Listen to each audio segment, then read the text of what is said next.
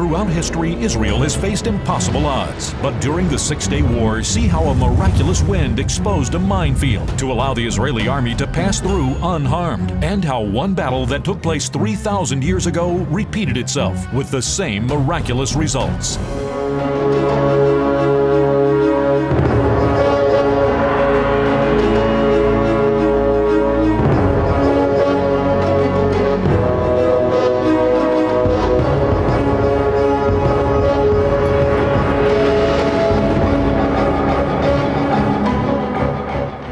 Hello, Sid Roth here. Welcome to my world where it's naturally supernatural. I'm going to talk about a miracle today, a series of miracles that defies any logical explanation. 48, you just saw some video footage of the war, of Israel declared a nation and 12 enemy armies attack it one day later. They didn't have an army. I mean, they were merchants and shopkeepers and in the arts. They didn't have guns. They had a few guns. 12 well-armed armies attacked them. They should not have survived from day one. My guest, Hollywood film producer Bill McKay. Bill, I am told that West Point refuses to study the battles of modern-day Israel. Why? The probabilities cannot be calculated. The experts at most of the military institutions, including West Point, have literally written off the battles of 1948, 56, 67, and 1973. They said we can't run the calculus on why. Is there anyone, to your knowledge, that gave Israel a chance of any of the modern-day Israel a chance of any of their major battles? As I went back to study all the major wars and the formation of the modern state of Israel, there wasn't one military expert in the world or major military power from the Pentagon to the Kremlin that would have put money on Israel's survival. In fact, they were unanimous in their predictions that Israel was going to fall in each case. Now, why did you decide to do this movie against all odds?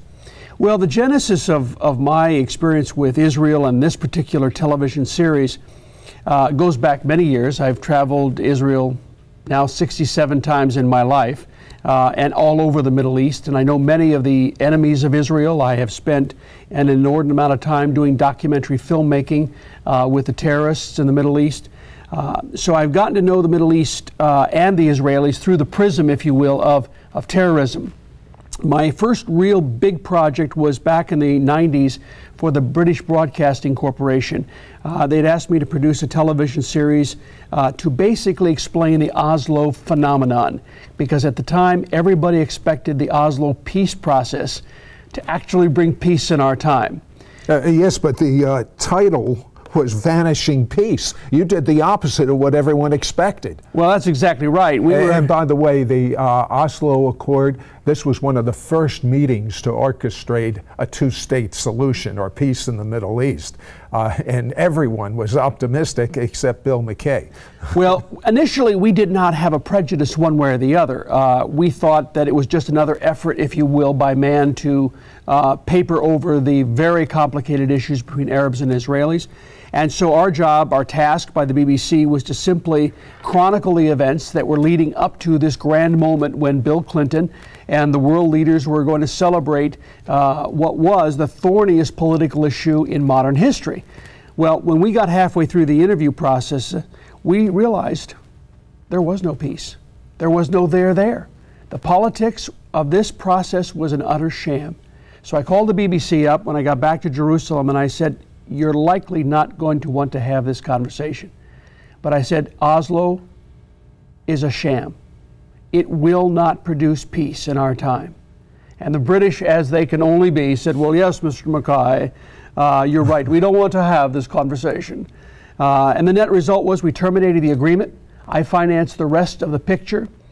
We went on to edit it, and the BBC actually got a rough cut, came back to me, and were so astounded by the quality of the journalism and our ability to document our prediction that the worst intifada Israel was ever going to face was going to be as an outcome of the Oslo peace process. So they rebought the program from us. We titled it then Vanishing Peace, The Aftermath of Oslo. Now this was released before Taba failed. Now, from what I understand, many top Israelis, from Mossad officers to politicians, were amazed that the BBC ran this film of yours. Why? Well, as you know, many of the leaders in Israel are secular humanists. They're atheists. They don't believe in God. They don't have the little curls and worship and all the rest. So for them, their Messiah, if they have one, is the M16. And when they saw that I was able to get Vanishing Peace on the BBC, which by many experts may be the most anti-Semitic political organ on the planet, next to Al Jazeera. That's why I thought BBC would never carry something like this. You must have been a hero in Israel. Well, Israel assumed that I was walking in the footsteps of Moses parting the Red Sea. At least that was their words. As a result of that, Sid, I developed some very close relationships with the heads of state in Israel, prime ministers, generals, the head of the Mossad, and interesting things started to happen. One night I was sitting in a Tel Aviv hotel. Tell you what, hold that thought. This started Bill McKay in an investigation of miracles that are equivalent. When I say a great miracle, I'll say someone without an arm and the arm grows back. That is a great miracle.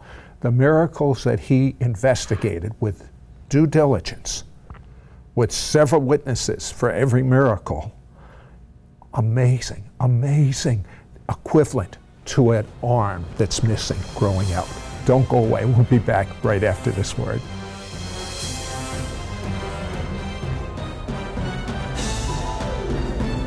We'll be right back to It's Supernatural. We now return to It's Supernatural.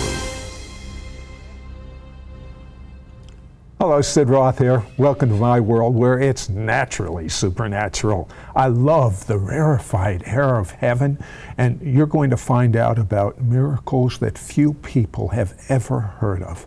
My guest is Hollywood film producer Bill McKay. And Bill, by the way, just as a little aside, you're working on such an exciting film. You're working on the sequel to The Passion of Christ, picking up at the resurrection. Just briefly tell me what this is about this. Well, about a year and a half ago, I was in a meeting with the heads of Sony Pictures, and we were putting together some other picture deals. And at the end of the meeting, this head of the studio turned to me and said, "I have a script you ought to read. It's about the life of Jesus. Would you be interested?" And I said, "Well, there'd be 3 conditions."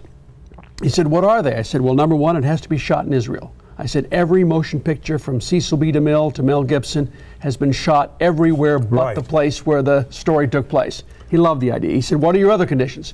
I said, "It has to be faithful to the Bible." And he laughed. He said, "Well, I'm Jewish." He said, "I have not much knowledge of your Bible," but he said, "My experts tell me it is." He said, "What is your last condition?" And I said, "It's time to have Jesus portrayed as a Jew." I said, "We need to deal with the biggest lie that has been perpetrated on humanity, that he is an Anglo.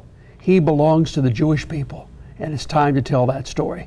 So we're now in the early stages of pre-production. Let me switch gears right now because of time. And we were talking about the movie you did for BBC on the Oslo Accord, and that gave you great favor with top leaders in Israel. Late at night, they began to say the last thing you expected from secular, atheistic, Jewish people. What did they say to you?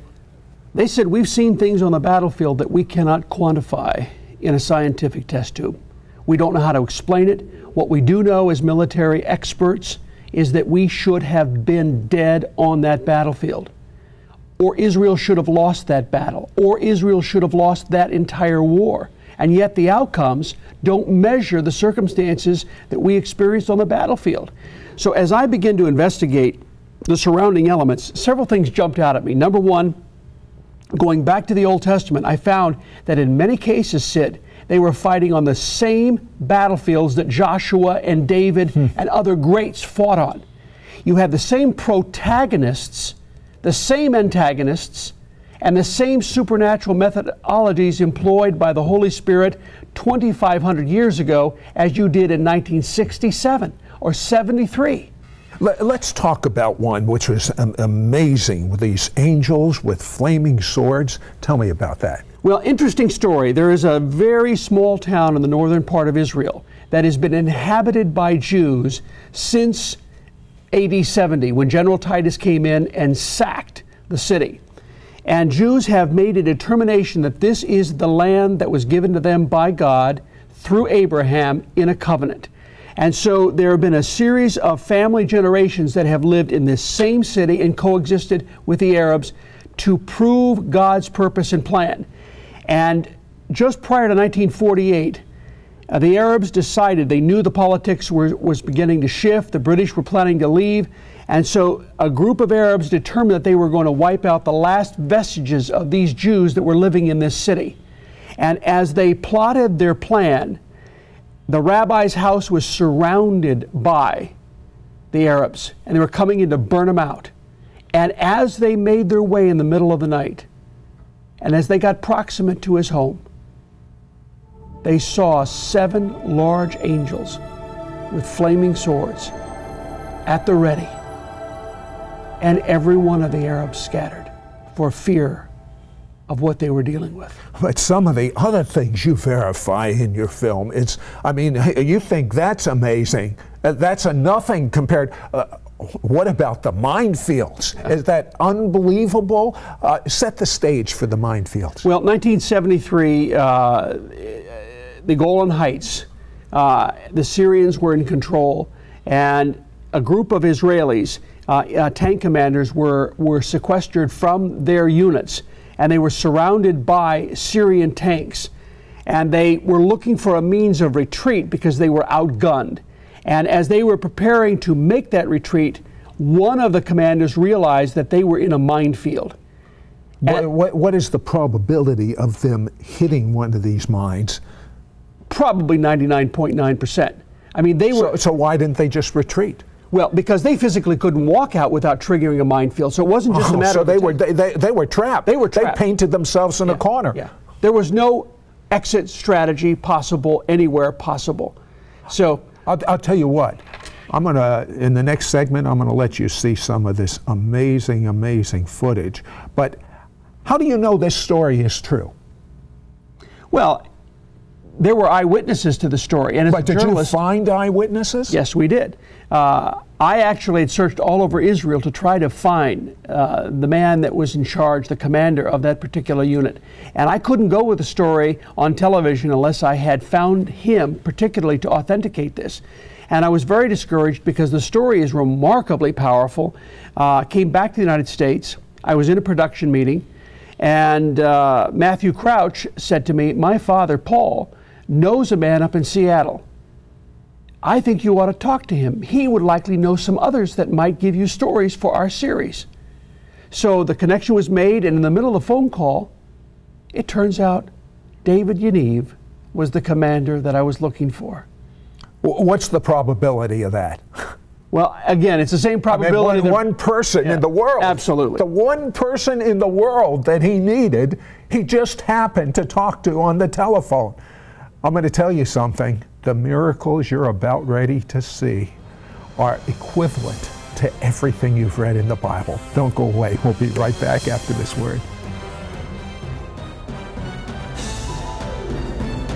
We'll be right back to It's Supernatural. We now return to It's Supernatural. Hello, Sid Roth here with Bill McKay, and we're talking about the miracles in modern-day Israel's history.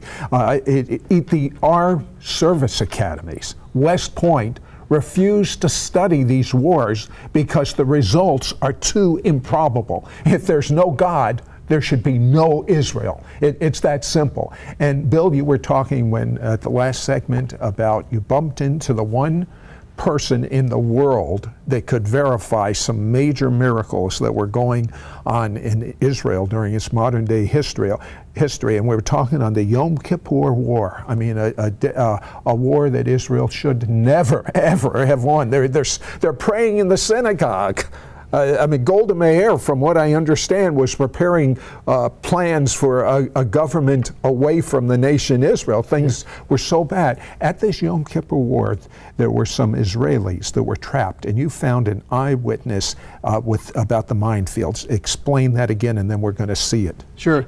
David Yaniv was a colonel in the IDF, and he was a commander of this small tank force surrounded by a Syrian armada of tanks.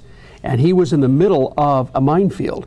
So the options were absolutely limited. And he then ordered his men to get out with their bayonets and tediously go through the dirt to try to lift out these minefields and then disengage each and every mine systematically. How deep were the mines? They were over 30 inches deep into the soil.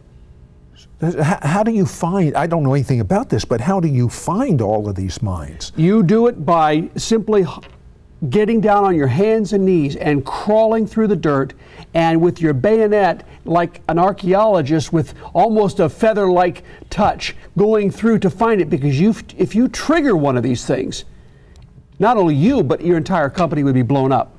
But then a windstorm, which I understand is highly unusual, occurred. Tell me about that windstorm. Well, as David described it, he said that at that particular time of the year, and the ferocity of the storm was so great that those great Sherman tanks, he said, I stood next to my tank, and he said, I saw the thing rocking off the ground.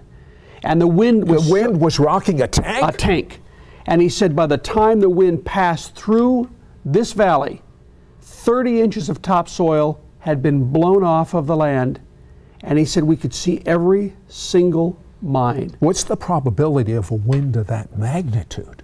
Well, even more important, at that particular moment in time.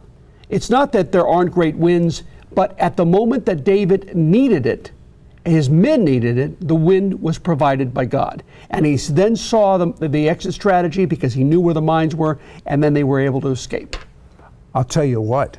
This changed the destiny of Israel. Sid Roth here with Bill McKay. This is absolutely phenomenal. But if that were the only miracle, it'd be phenomenal. But the miracles keep increasing with intensity. What does a Jewish person that doesn't believe in Messiah, even an atheistic Jew, think when they see these documented miracles? Well, as you know, most Israelis are secular by definition. Sure. They're not religious. And that's true for the most part in the United States. And it's been interesting, as this show has been shown in Israel and in the United States, the reaction among secular Jews is absolutely electrifying. I mean, my sense is Jews are spiritual by nature, even if they are not attending synagogue and are committed to their religious values. There's something innately spiritual about their character. And when they see something authentic or something that sparks that supernatural touch inside of them, there is a recognition of truth. And I'll tell you, some of the best reactions I've had to this series have been from secular, non-believing Jews. We're talking with Bill McKay, Hollywood film producer, about his series, Against All Odds. He has done brilliant investigative reporting documenting modern-day miracles that would rival the miracles you've read in the Tanakh, you've read in the Scriptures, you've read in the Old Testament, the New Testament, you've heard of anywhere. These miracles are so phenomenal. It's equivalent. The miracles in modern-day Israel are equivalent to someone missing an arm and someone praying for them and the arm growing totally out. I mean, you have to see them. You have to, Bill, it must have been hard for you to believe these miracles, and your life is a miracle. You should have died if God didn't perform a miracle as a young man, but it still must have been hard for you to believe.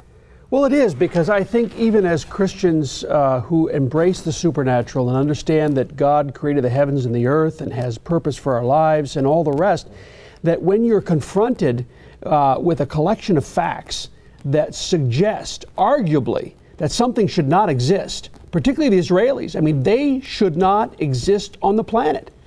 One of the things we researched and determined was that they are the only people group on the planet that have ever been displaced from their land to return again, not once, but twice. This has never happened in the history of the world. And they've been hunted down, Sid, by every major superpower except the United States. And they have not just survived, but they have thrived. Let me wait till you hear the story about a modern day hero, General Kalani. Tell me about him. Very interesting man, and one who has a deep spiritual sense of who God is. And in 1967, he was involved in a vicious tank battle with the Egyptians in the Sinai. His tank was literally blown out of the sand, and he found himself on fire in the belly of his tank. And he clawed his way out of that tank and was literally rolling through the sands of the deserts to try to extinguish the flames. And in those nanoseconds, he called on the name of the Lord. And he said, I don't know if there is a God out there, but if there is, I want to make peace with you. And in his own feeble way, he constructed whatever the sentences were that allowed prayer to come out of his soul. And he said, God, if you want my life, I will give it to you. At the time, nothing miraculous happened other than he lived.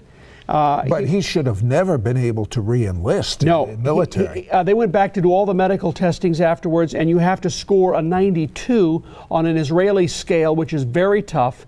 He scored a 32. When the surgeon was out of the room, because of his love for Israel and for the flag of Israel, he changed the score that allowed him to go back in. Now, this is important, Sid, because in 1973, when the Jews were in religious holiday, repenting for their sins as a nation, the Syrians decided You're talking to attack. about the Yom Kippur War. Yes.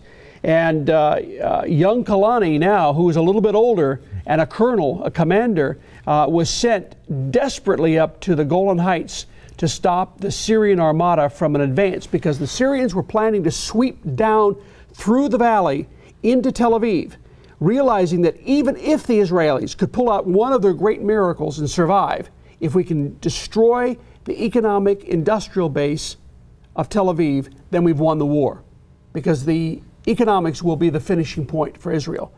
And Kalani knew that he and his 4 tanks were the only thing that stood between the utter destruction of Israel and the Syrian army. Good time for a miracle. Well, he was not necessarily looking for a miracle, but when he gave the orders for his 4 tanks to move directly into the face of 600 tanks. 600? 600 Syrian tanks. How many did he have? 4. I said that's a good time for a miracle.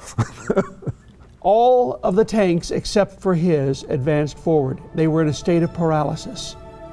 And he said that when he was in that moment, he realized that what God had done for him and through him in 1967, when he was rolling through the deserts and he personally faced death, and by God's grace he overcame the power of death. He knew then why he had been rescued for this moment, and the fear of death was no longer with him. And he gave the orders and went straight into the battle. How it happened, no one knows. But for 72 hours, this man held off over 600 Syrian tanks.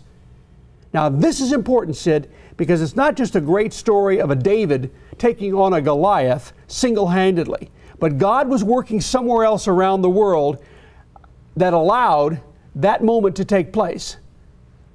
Well, you know what's so amazing to me is I have studied history about the presidents of the United States. And I know the presidents that have been pro-Israel, and I know the presidents that have been anti-Semites. Now, one that I would never have thought was pro-Israel, that literally God reached down and touched, and literally he became president of the United States for this decision, and few people know it, was President Richard Nixon. And as far as I'm concerned, he turned from goat to hero. In my eyes, and especially in God's eyes. We'll be right back after this word. Don't go away. You'll find out about a miracle involving President Nixon that spared the lives of Jewish people. We'll be right back to It's Supernatural. We now return to It's Supernatural. Hello, Sid Roth here with Bill McKay, Hollywood film producer.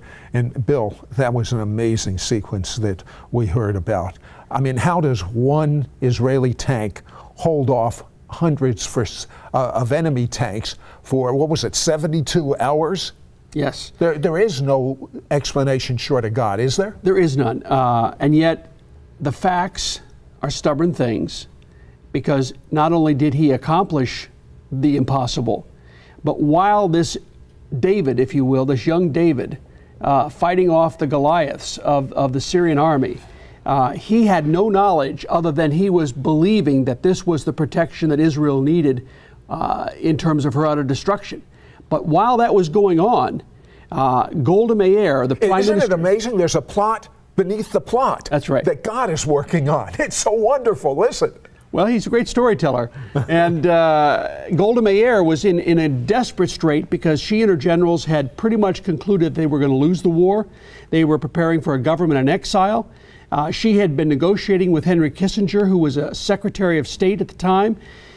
You would assume, because he was an Austrian Jew, that he would have had at least a modest predisposition for the Jewish position. No, he was the opposite. Well, his position was, at that time, let the Jews bleed a little. And so she... That was before there were open mics, but that was his position. That was his Sad position. To say, a Jewish Secretary of State. So she kept trying to go through protocol with Henry Kissinger and got nowhere with someone with a comment like that. Let's put this in a little bit larger context. This is Watergate.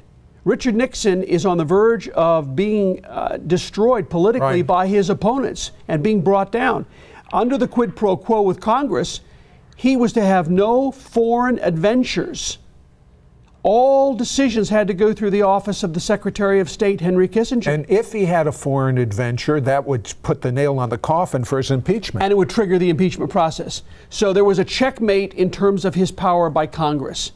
And so Golda eventually exhausted every opportunity with Henry Kissinger. And she realized in that moment there was no other option except to pick up the hotline and call Richard Nixon.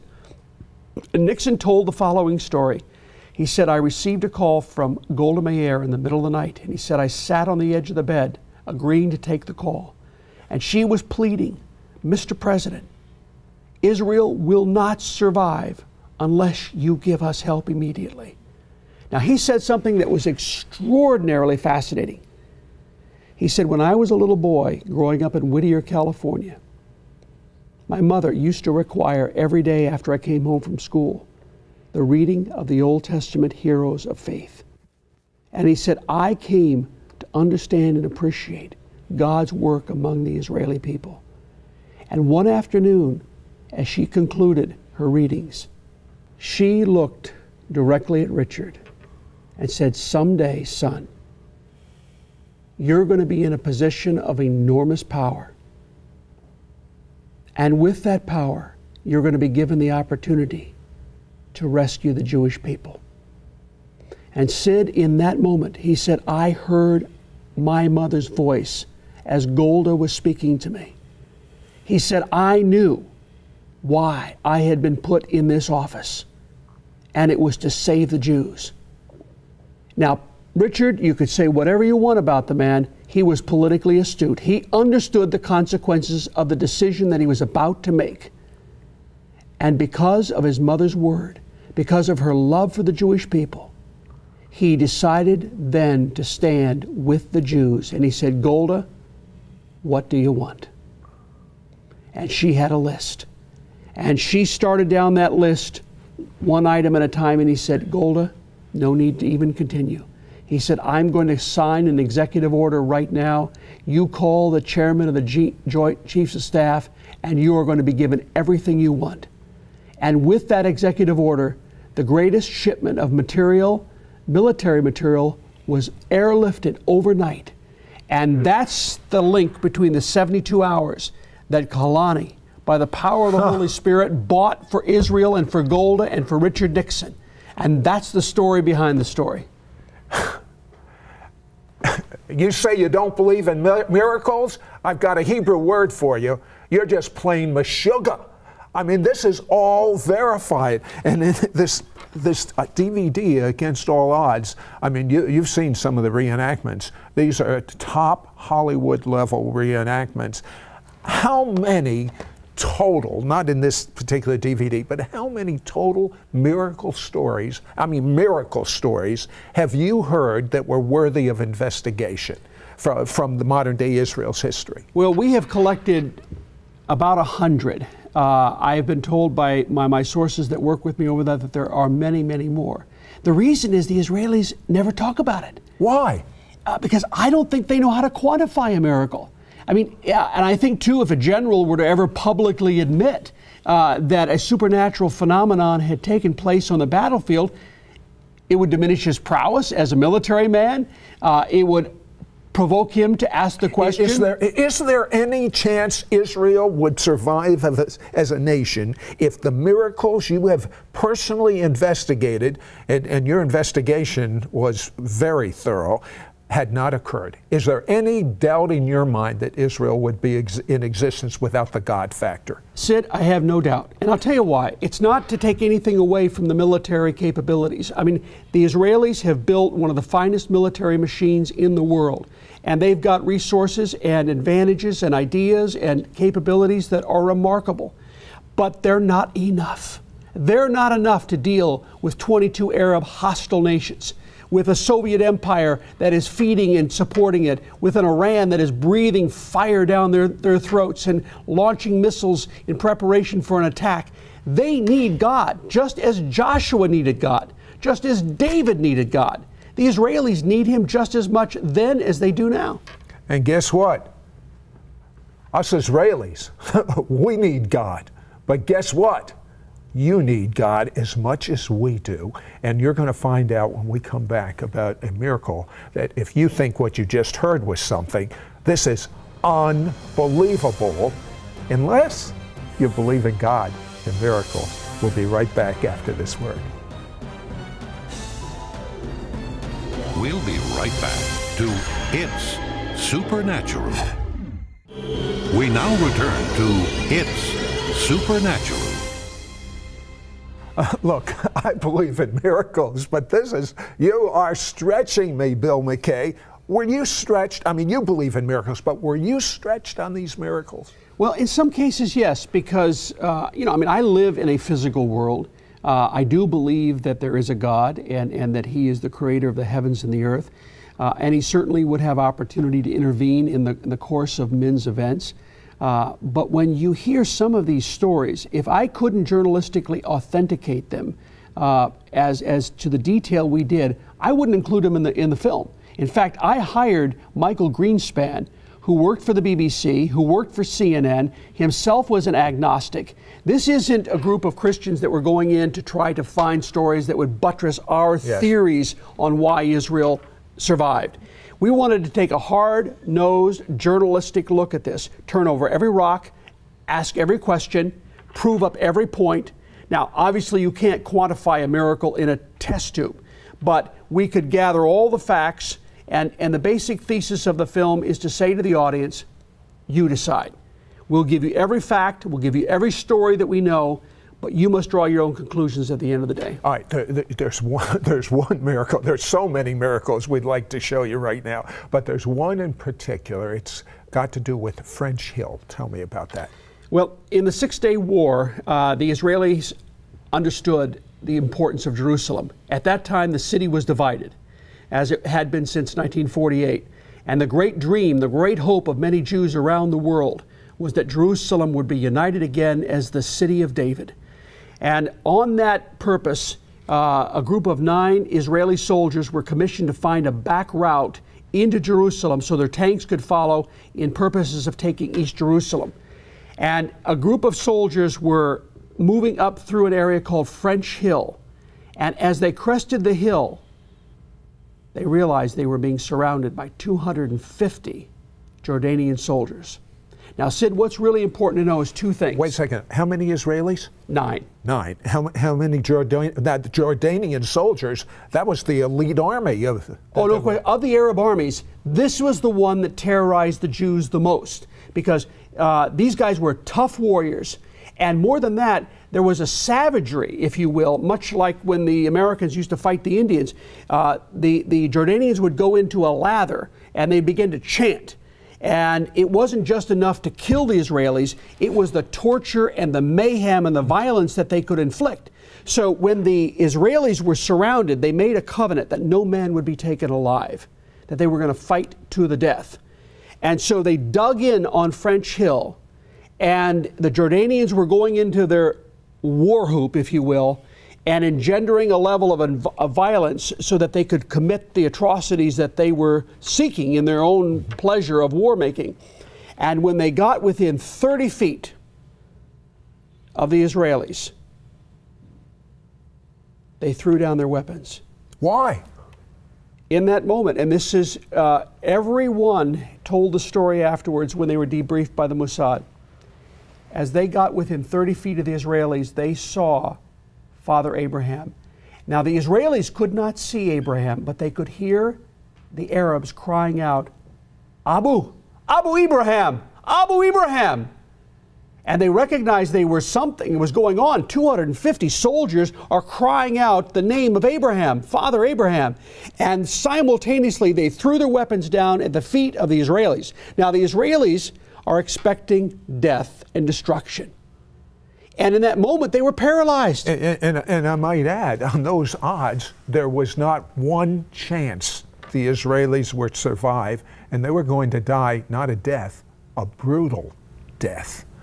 Let's take a look at this reenactment. חי יניב, חכה רגע, רוצים לנוח. יופי, בקצב הזה הסיור שלנו יסתיים אולי אחרי המלחמה. אל תדאג, דוד, העיר לא תברח. כן? ולא נראה לי גם שהמלחמה תסתיים עד הערב. יופי. אני רק מקווה שגם בני דודינו הירדנים חושבים כמוך. תגיד, אתה באמת חושב שהם יכניסו לפה טנקים? לא, אבל אם הם יחליטו... חבר'ה, לתפוס מחסה! הירדנים באים! מהר!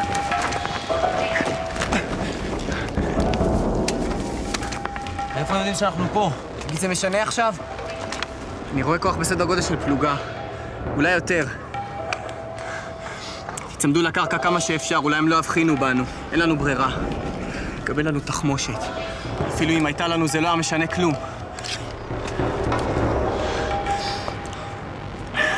לא יהיה להם שום בעיה להשתלט עלינו ולקחת את כל הצילומים והרשימות. ליאור. כן. יש עליך רימון בחגור? כן. אם הם יתקרבו, תשתמש בו ותוודא השמדת המצלמה וכל החומר שאספנו. קיבלתי. יצחק, קיבלת? קיבלתי. لقد رصدناهم آخر مرة على التلة. يراقب ذلك المكان. سيدي إني أراهم.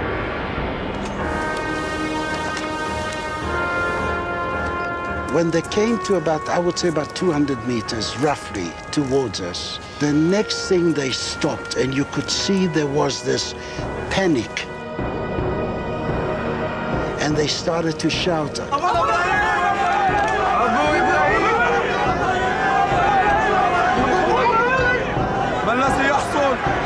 Abu Ibrahim, which in Arabic means Father Abraham. To us, it didn't mean a thing. We thought it must probably it's another Arab who came from the other side by the name of Ibrahim, which is a very common name.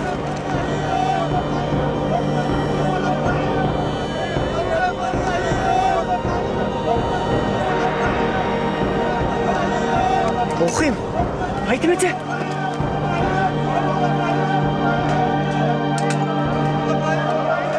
ברוכים!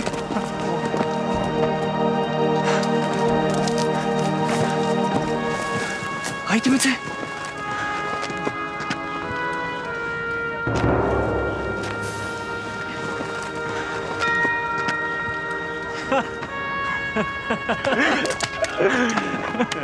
That really was unexplainable. But there was one Jordanian that was caught from that group. سأقول لكم الحقيقة لقد رأيت إبراهيم ومن ورائه الملائكة حاملين سيوفا كبيرة.